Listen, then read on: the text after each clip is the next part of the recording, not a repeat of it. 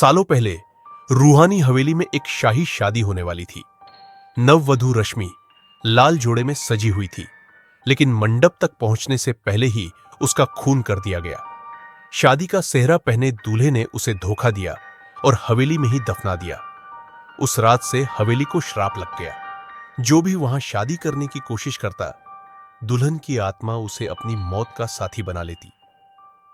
वर्तमान समय में अजय और प्रिया ने इस वीरान हवेली को किराए पर लिया, क्योंकि उन्हें पुरानी जगह पसंद थी। गांव वालों ने चेतावनी दी, इस हवेली में शादी मत करना, यह दुल्हन की आत्मा बसती है। लेकिन अजय और प्रिया ने इस बात को अंधविश्वास समझकर अनदेखा कर दिया। शादी का मंडप सज गया, मेहमान आने लगे और रात के 12 बजे शादी शुरू हुई।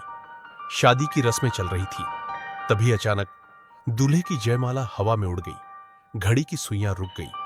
एक ठंडी हवा का झोंका आया और शादी के फोटो खींचने वाला कैमरा अपने आप टूट गया। अचानक दुल्हन के कमरे की खिड़की से एक परछाई दिखी। लाल जोड़े में खड़ी एक और दुल्हन, लेकिन उसका चेहरा झुका हुआ था। शादी का माहौल अचानक सन्नाटे में बदल गया। बत्तियां बंद हो गई और मंदिर की घंटियां अपने आप बजने लगी। अजय, मुझे कोई देख रहा है, प्रिया ने घबरा कर कहा, लेकिन अजय को कुछ नहीं दिखा। तभी अचानक, तुम इस मंडप में मेरी जगह कैसे ले सकती हो? एक ठंडी आवाज गूंजी। लाल जोड़े में दुल्हन धीरे धीरे मंडप की ओर बढ़ी। जब उसने अपना घूंघट उठाया तो सबकी चीखें निकल गईं।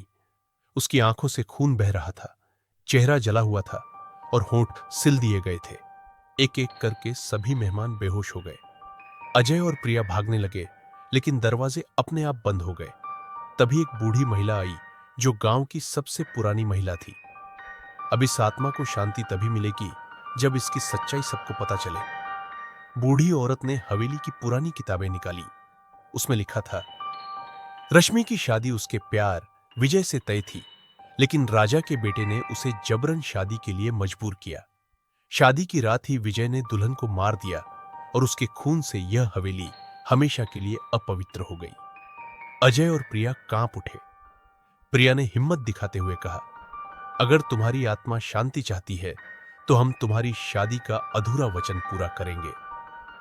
दुल्हन की आत्मा रोने लगी। रश्मि का कंकाल हवेली के तहखाने में छिपा था।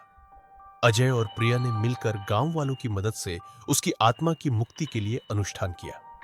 जैसे ही मंत्र पूरा हुआ, हवेली हिलने लगी। हवेली के आईने टूटने लगे, खून से सने निशान मिटने लगे और दुल्हन की आत्मा एक आखिरी बार मुस्कुराई और हवा में विलीन हो गई। हवेली फिर से शांत हो गई। सबने राहत की सांस ली। लेकिन जैसे ही अजय और प्रिया कार में बैठे, रेडियो अपने आप चालू हो गया। दुल्हन तैयार है। फिर वही हंसी गूंज उठी। क्या यह श्राप सच में खत्म हुआ, या फिर कोई और जोड़ा हवेली में कदम रखेगा?